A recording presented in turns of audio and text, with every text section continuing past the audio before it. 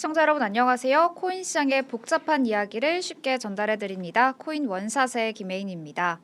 최근 이 스테이블 코인 시장을 이야기할 때 미국 이야기 그리고 달러 이야기를 좀 빼놓을 수가 없는데요. 오늘은 이러한 이 미국의 달러 시스템과 관련된 이야기들 김창희 작가님과 함께 이야기 나눠보도록 하겠습니다. 작가님 네, 안녕하십니까? 안녕하세요. 반갑습니다. 네. 네, 방금도 말했다시피 최근 이 사우디가 좀 중국과 가까워지고 있다라는 좀 움직임들이 나오고 있거든요. 이 석유 대금 일부를 이 위안화로 좀 결제할 수 있다라는 이야기가 나오고 있는데, 그럼 이 부분들은 미국 입장에서 굉장히 좀 타격적으로 받아들일 수 있을 것 미국은 같거든요. 맞습니다. 어떻게 좀 해석을 해보면 좋을까요? 미국은 그 문제를 절대 간과할 수 없는 문제고, 네네. 일단 사우디아라비아라고 하는 페트로달러 시스템의 한 파트너가 그 미국과의 그 관계가 벌어지기 시작한 게 결정적으로 언제였냐면은 네. 2020년 3월경에 그때가 이제 코로나 팬데믹 19 위기로 이제 전 세계가 경제가 공장이 셧다운이 되니까 석유 수요가 급감을 했어요. 네. 그래서 이제 사우디아라비아 석유가 팔리지 않으니까 빈살만 왕세자의 입장에서는 러시아 푸틴 대통령과 감산 합의를 하려고 했어요. 석유 생산량을 줄여서 석유 가격을 끌어올려야 비싸게 석유를 팔고, 이제 빈살만 왕세자의 입장에서는 이제 2030 프로젝트라고 해서 탈석유 경제를 끌고 나가는 네옴시티 건설이라고 하나, 네네. 그 재원을 마련하기 위해서는 좀 석유를 비싸게 팔아야 된다. 그러려면 생산량을 줄이자라고 했는데 러시아가 생산량을 줄이지 않았어요. 네, 그래서 빈살만이 그 푸틴 대통령과의 감산 합의가 불발이 되니까 아예 전략을 뒤집어서 증산을 해버린 거예요. 네, 증산을 해버리니까 가뜩이나 석유가 안 팔려서 석유값이 떨어지고 있는데 네. 증산을 해버리니까 석유값이 폭락을 했어요. 네네네. 그래서 당시에 석유 선물 가격이 마이너스 가격을 찍은 적이 있어요. 저는 처음 봤거든요. 태어나서 석유 네네. 가격이 마이너스란 얘기는 내가 석유를 사면 돈을 받는 거예요. 그쵸. 개념상으로는. 네. 그렇죠. 네. 그 석유를 돈을 받고 살 수 있다는 게 말이 안 되잖아요. 근데 말도 안 되는 네, 근데 상황이죠. 당시에는 이제 석유를 싣고 이제 사러 갔던 유조선이 석유를 팔 데가 없으니까 태평양 바다 한가운데에서 유조선을 그냥 띄워놔야 되는데, 그 유조선을 띄우는 비용이 이걸 그냥 돈 주고 파는 것보다 훨씬 비싼 거예요. 그러니까 그럼 내가 그냥 유조선을 놀리느니 네. 그냥 빨리 그냥 돈 주고 팔아버리고 헐값에 팔아버리고 유조선을 이제 정박시키자 뭐 이런 개념이었어요. 근데 그때 이제 미국에서 어떤 일이 벌어진 거냐면, 유가가 갑자기 마이너스를 찍으니까 미국의 셰일가스 업체들은 생산 단가가 중동 오펙 산유국들에 비해서 상당히 높아요.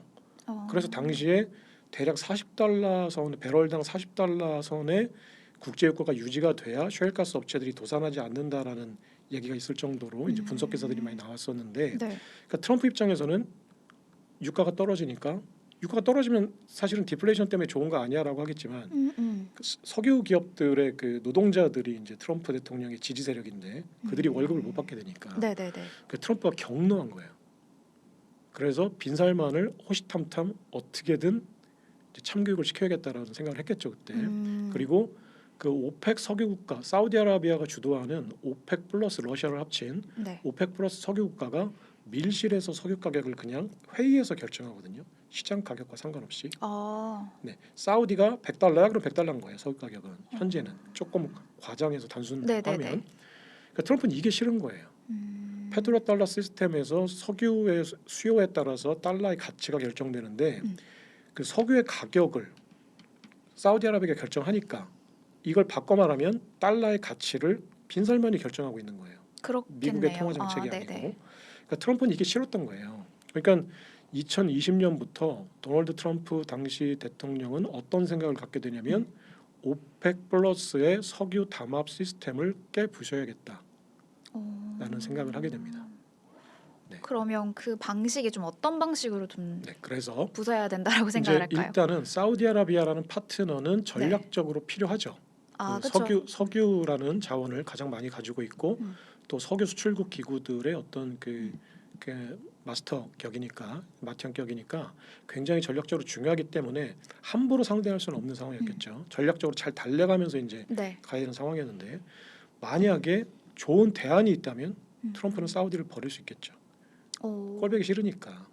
근데 꼴보기 싫지만 필요하니까 끌어안고 가는 건데, 만약에 좋은 대안이 있다면 꼴보기 싫은 상대는 그냥 버릴 수 있으니까 트럼프는 대안을 이제 마련하기 시작했어요. 당시부터. 그게 이제 트럼프 일기 때 말씀하시는 일기 때부터 거죠? 이제 네. 찾기 시작한 거예요. 그 대안으로 트럼프 대통령 행정부에 들어온 국가가 아랍에미리트 연합 UAE예요. 네.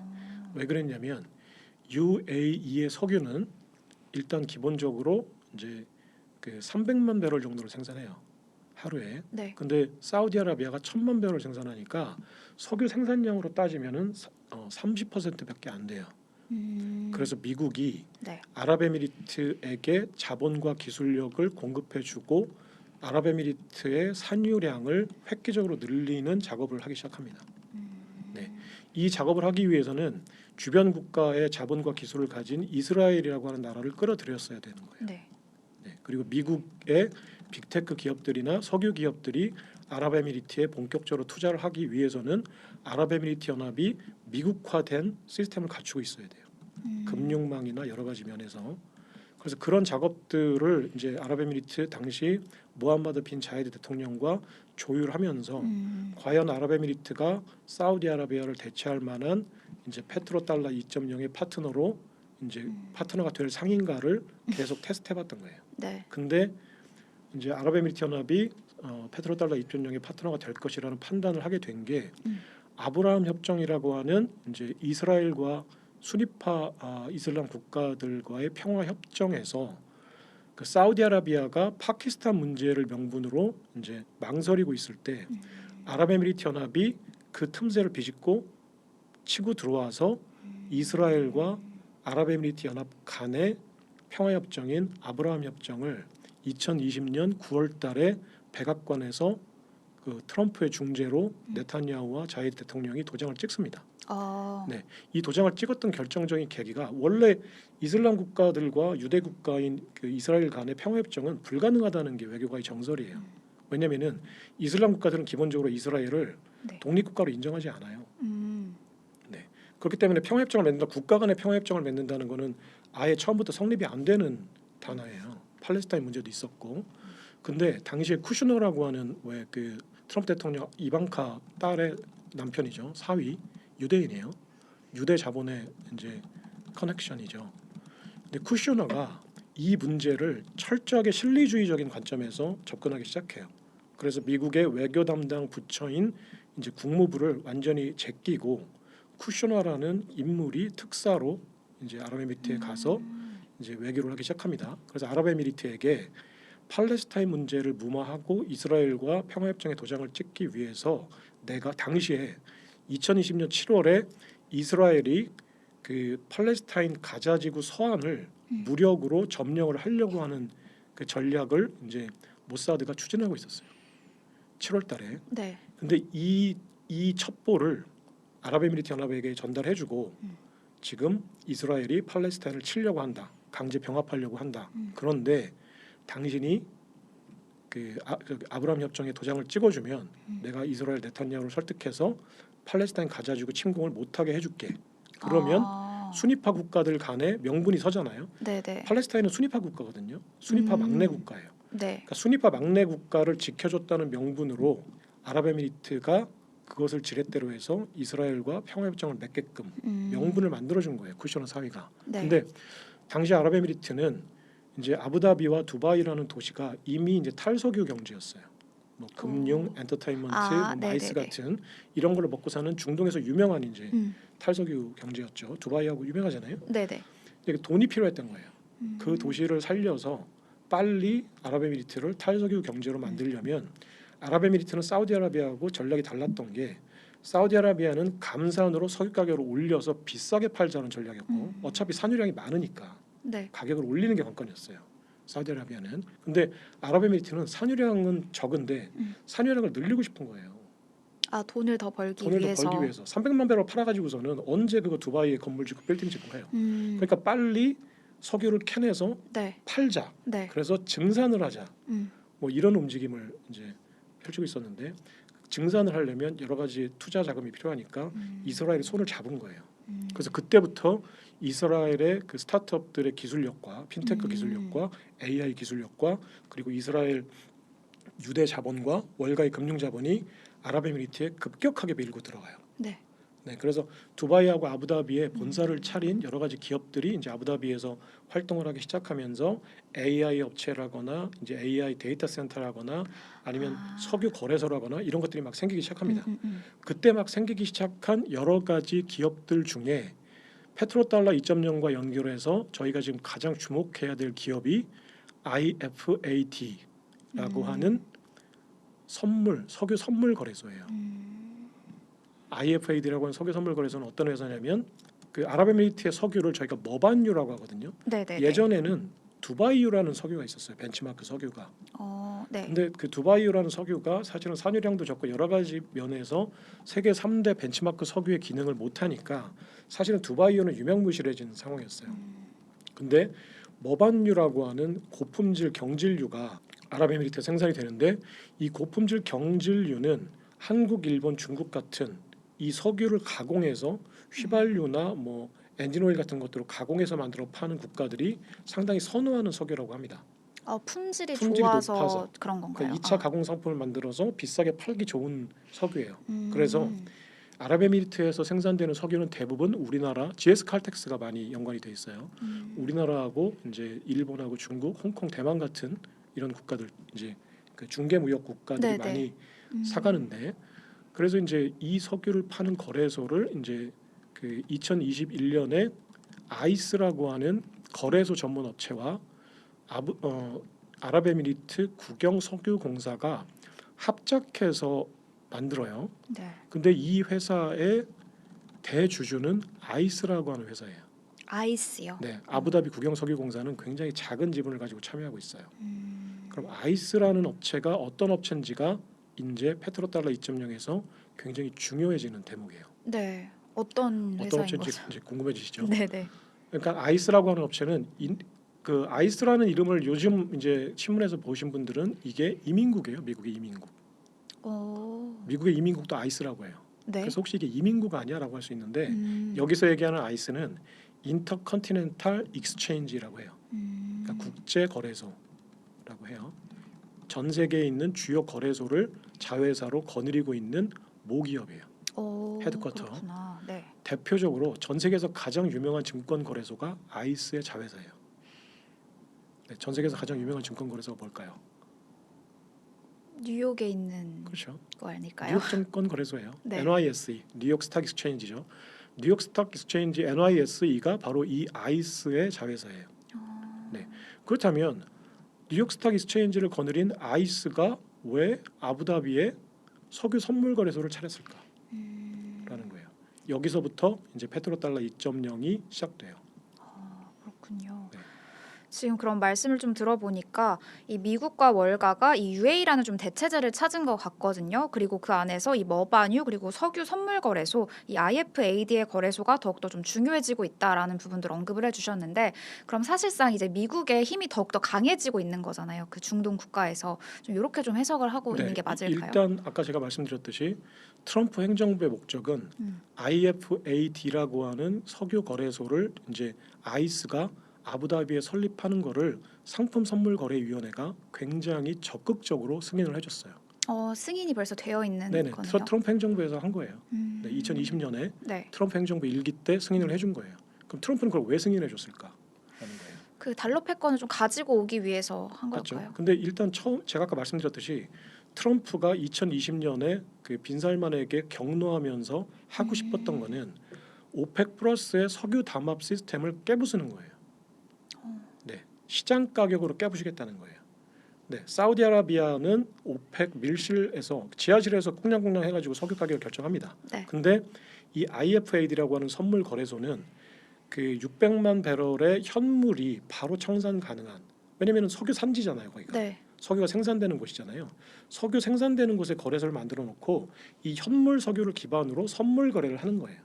그러니까 즉각적으로 현물이 청산이 가능한 거예요. 종이 선물만 왔다 갔다 하는 게 아니고. 네. 그러면은 이 선물 거래에서 이루어지는 이 시장에서 결정된 가격이 중동 여러 산유국들에게 눈치를 보게끔 만들어주는 거예요.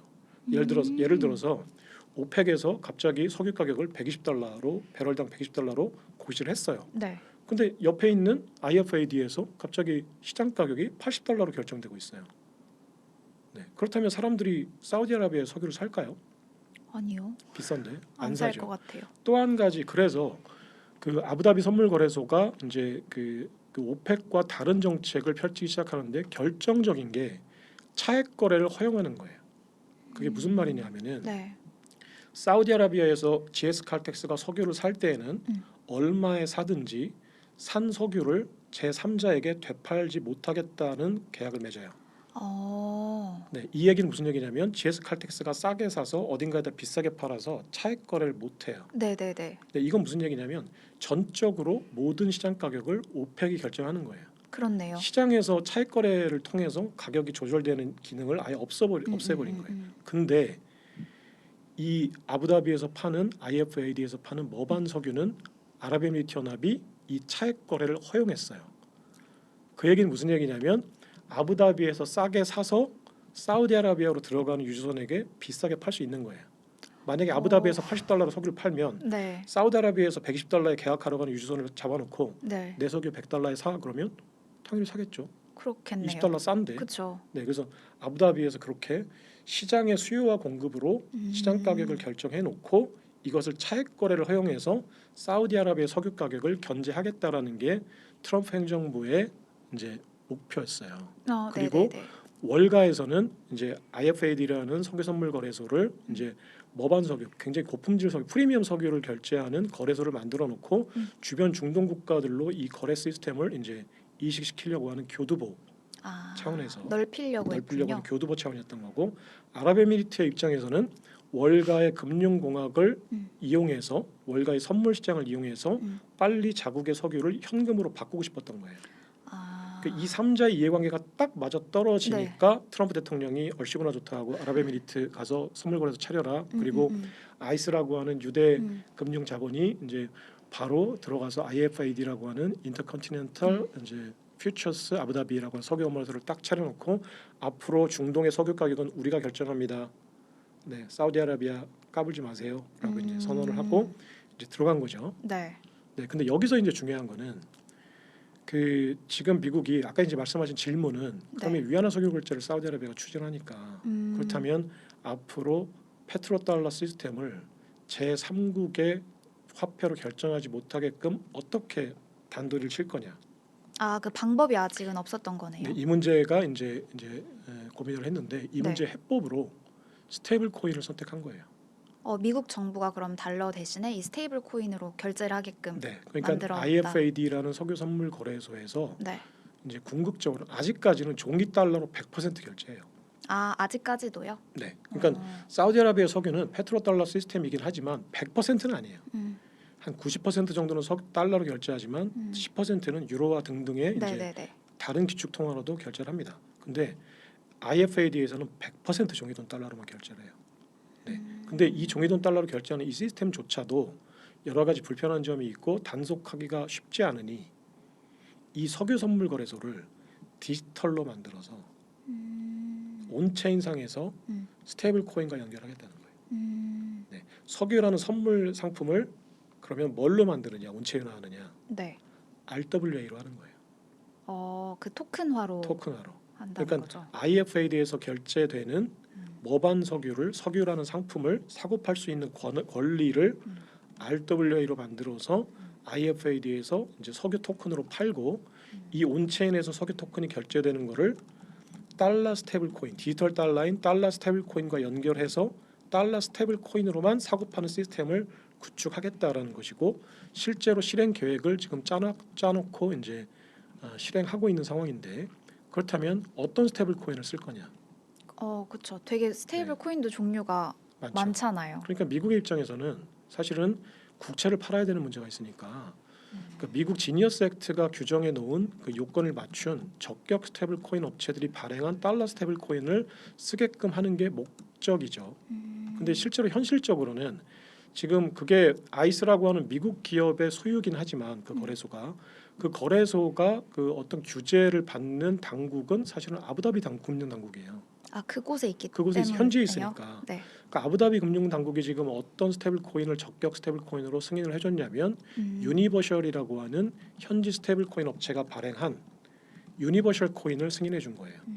그러니까 USD 그러니까 US 달러 뭐냐면 유니버셜이라고 해서 USDU라고 하는 현지 스테이블 코인을 이제 적격 스테이블 코인으로 승인을 해준 상태예요. 근데 미국의 입장에서는 이 적격 스테이블 코인 업체는 지니어스 액트의 규제를 받지 않으니까 미국의 국채를 안 사도 돼요. 그냥 아부다비 현지 규정은 지금 어떻게 되어 있냐면 이 스테이블 코인 업체가 이제 사용자에게 받은 달러를 100% 현지 은행에 예치해둬야 돼요. 현금으로. 왜 그러냐면 중동에서 이란 전쟁 같은 지정학적인 위험이 발생하면 사람들이 스테이블 코인을 현금 달러로 바꾸려고 하니까 그게 몰릴 때 뱅크런이 발생할 수 있잖아요. 네. 그러니까 100% 현금으로 그냥 네가 예금해 둬라. 이게 지금 아부다비 금융 당국의 요구 사항이에요. 네. 그래서 유니버셜 코인은 지금 100% 아부다비에 있는 현지 은행에 예치를 해둬야 돼요. 그러면 미국은 페트로달러를 운영해서 국채를 팔아야 되는데 지금 열심히 죽 써놨는데 먹을 수가 없잖아요. 네, 다른 사람이 가져가게 생긴 거네요. 네, 뭐 줄 뻔한 상황이잖아요. 네. 그래서 스코페스트 재무장관이 또 머리가 좋거든요.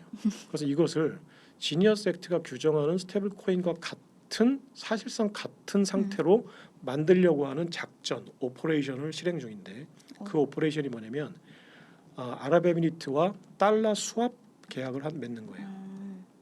달러 수합 계약이라는 건 뭐냐면 쉽게 얘기해서 아부다비가 달러가 필요할 때 미국의 연준이 그냥 아랍에미리트 중앙은행에 달러를 그냥 무제한 쏴주는 거예요.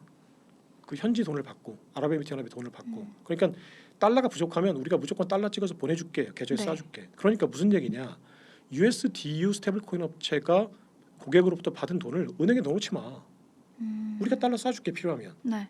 그 니네 그거 은행에 넣을 필요 없잖아. 그렇게 될 경우에는. 그럼 어떻게 하라는 얘기냐? 은행에 넣어놓지 말고 미국 국채에 투자해라 라는 거예요. 그게 또 그렇게 흘러가게 되는 거네요. 그래서 미국의 정부가 달러 유동성을 아부다비에 보증해주고 대신에 USDU라는 업체가 고객으로부터 받은 돈을 미국의 국채에 투자하게끔 해주는 시스템. 이 시스템이 이제 가동되기 시작하면 이게 디지털 석유 토큰을 달러 스테이블 코인으로만 사는 디지털 페트로달러 2.0. 그러니까 디지털 페트로달러 시스템이죠. 네. 페트로달러 2.0이 되는 거죠. 이 시스템을 지금 미국 정부와 아부다비 이제 아랍에미리트 정부가 굉장히 오래전부터 치밀하게 아랍에미리트는 사우디아라비아라고 하는 오펙의 이제 맏형 국가, 이제 패권 국가의 간섭에서 벗어나는 거. 왜냐면 증산해야 되는데 자꾸 사우디아라비아 빈살만이 자꾸 감산하자고 하니까 답답하고 그리고 두바이와 아부다비에 있는 기업들을 사우디아라비아 리야드로 지속적으로 빼돌리고 네. 있거든요. 사우디아라비아가 RHQ라는 거예요. 그게 정책. 사우디아라비아가 두바이와 아부다비의 본사를 둔 기업들과는 석유 거래를 하지 않겠다.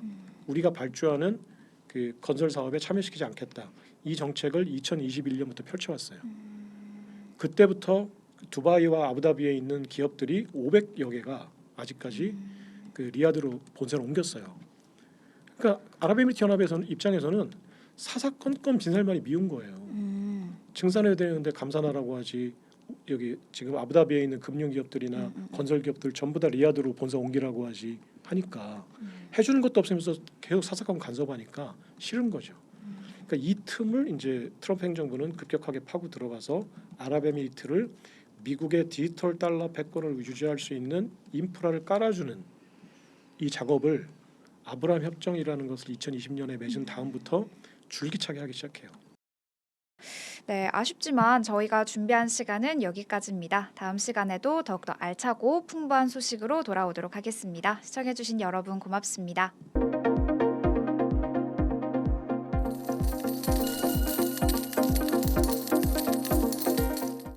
크립토 시그널의 김혜인입니다. 오늘 시장 분위기와 관련된 이슈 한번 체크해 보도록 하겠습니다.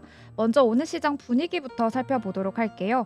현재 비트코인과 이더리움, 리플 모두 다 하락하는 모습 보이고 있고요. 특히나 비트코인과 이더리움 같은 경우는 약 2% 가깝게 하락하는 모습 나타나고 있습니다. 그러면 비트코인과 관련된 최근 이슈는 또 어떤 게 있는지 한번 더 체크해 보도록 할게요. 비트코인 시장에 다시 이 마이클 세일러의 이름이 등장을 했습니다. 최근 세계 최대 비트코인 보유 기업인 이 스트래티지가 22년 이후 처음으로 비트코인을 매도하면서 시장에 충격을 줬는데요.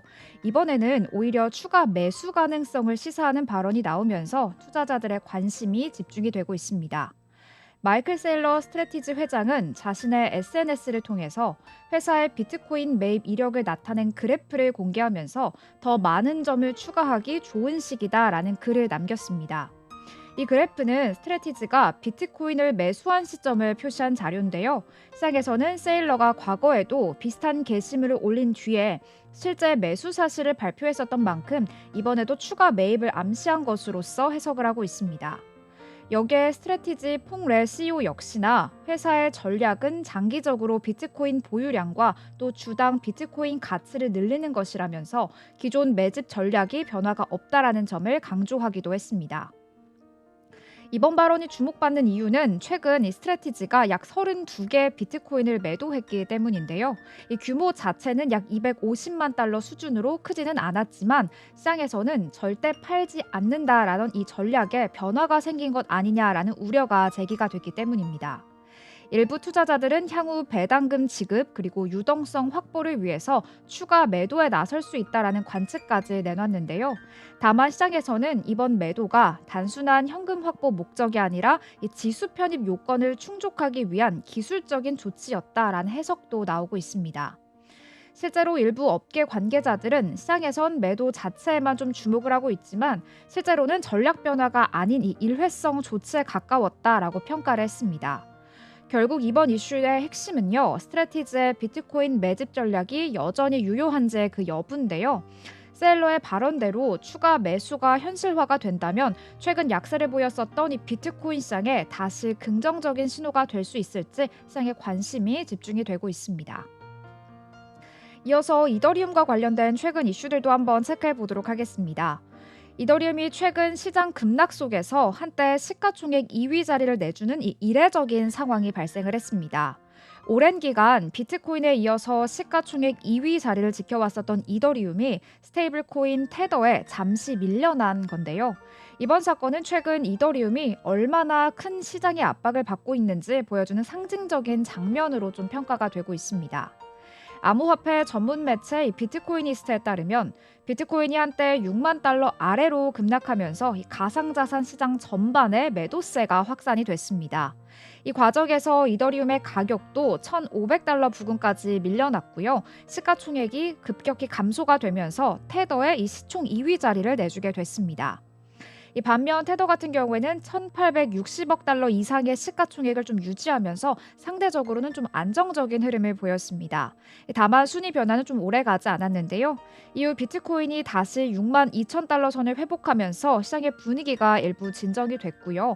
이더리움 역시나 1,600달러 선을 다시금 회복하면서 시가총액 2위 자리를 되찾았습니다. 그럼에도 시장은 이번 사건을 단순한 해프닝으로만 보지는 않고 있는데요. 현재 이더리움과 테더의 시가총액 격차가 150억 달러에도 미치지 못하는 만큼 향후 시장의 상황에 따라서 순위 변동 가능성이 다시금 나타날 수 있기 때문입니다. 여기에 XRP와 BNB 등 주요 알트코인들도 시가총액 경쟁에 가세하고 있기 때문에 상위권의 경쟁은 더욱더 치열해지고 있습니다. 거래량 측면에서도 변화가 감지되는데요. 최근 업비트에서는 XRP의 거래량이 비트코인과 이더리움을 좀 앞선 것으로 나타났습니다. 이는 투자자들의 관심이 기존 대형 자산에서 일부 알트코인으로 이동이 되고 있음을 보여주는 신호로서 해석이 되고 있고요. 결국 이번 이슈의 핵심은 이더리움의 시장 지배력이 예전만큼은 좀 강하지 않다라는 점입니다.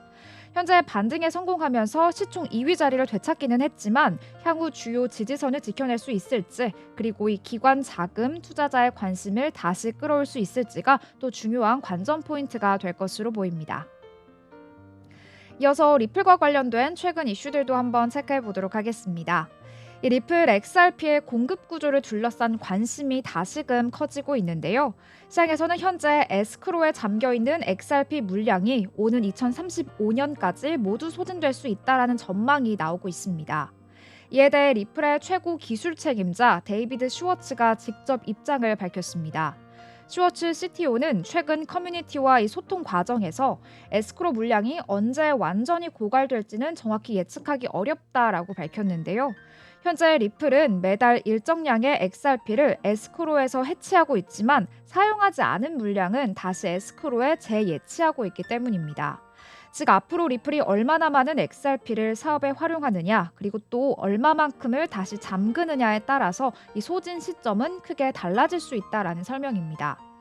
특히 슈워츠는 XRP 에스크로 종료를 비트코인의 마지막 채굴 시점과 동일하게 보는 시각에 선을 그었습니다. 비트코인의 경우에는 채굴 보상이 줄어들면 채굴자의 수익성과 또 네트워크 보안에 직접적인 영향을 줄 수 있는데요. 이 거래 수수료만으로 채굴 비용을 감당하기 어려워질 경우에는 채굴의 참여가 줄어들 수 있다는 우려도 하기 때문입니다. 반면 XRP는 그 구조가 다릅니다. 에스크로는 네트워크 운영이나 보안과는 무관한 리플사의 자산관리 방식에 가깝다라는 설명인데요. 따라서 향후 에스크로 물량이 모두 소진이 되더라도 이 XRP 레저의 합의 알고리즘 그리고 네트워크 보안에는 직접적인 영향이 없다라는 것이 이 슈워츠의 설명이기도 합니다. 결국 이번 이슈의 핵심은 XRP의 그 공급 자체보다는 리플의 운영 전략에 있는데요. 에스크로 해체는 리플이 사업 운영에 활용될 수 있는 XRP의 공급 수단이기 때문입니다. 향후 에스크로 물량이 줄어들거나 이 소진이 될 경우에 리플의 자산 운용 방식에는 변화가 있을 수 있지만 이 XRP 네트워크의 기능이나 안정성에는 영향을 주지 않는다라는 점을 다시 한 번 더 강조해 줬습니다. 이어서 유스메타 차트를 활용해서 최근 시장 분위기도 한번 체크해 보도록 하겠습니다. 먼저 키보스코어 차트를 통해서 비트코인의 중장기적인 흐름부터 살펴보도록 하겠습니다. 현재 3주 기준 차트를 보고 계신데요. 현재 이 초록색 스코어 선이 붉은색 가격선과 함께 크로스를 만들어낸 다음에 격차를 벌려가고 있습니다. 지금 이 초록색 스코어선은 선행 지표라고 생각을 하면 좋을 것 같은데요. 지금 스코어가 더 위에서 움직임을 보이고 있기 때문에 중장기적으로는 상승 우위 흐름이 이어질 가능성이 있다라고 좀 차트는 이야기해주고 있습니다.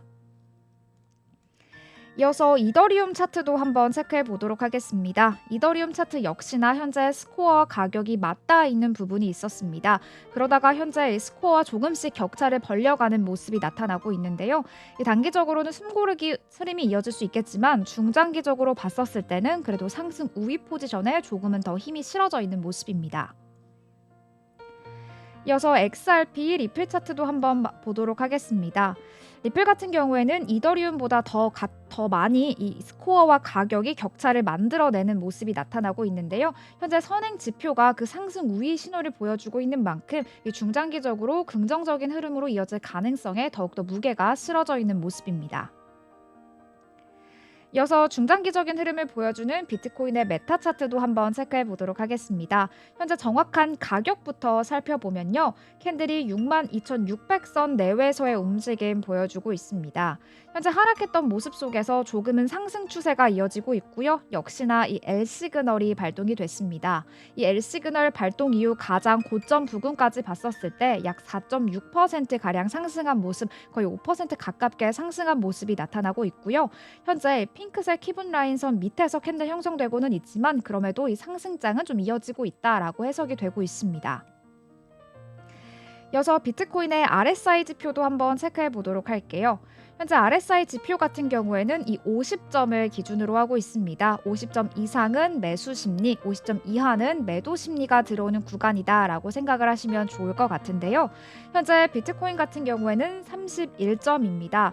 31점이기 때문에 일부 과매도 구간에 좀 들어와 있다라고 해석이 되고 있습니다. 네, 이렇게 시장 흐름 전반적으로 함께 살펴봤습니다. 이 라이징 X에서는 AI가 시그널을 주고 또 빠르게 상황을 분석해주고 있는 만큼 여러분의 투자 판단에 있어서 하나의 기준점으로 활용해 보셔도 좋을 것 같습니다. 지금까지 크립토 시그널이었습니다.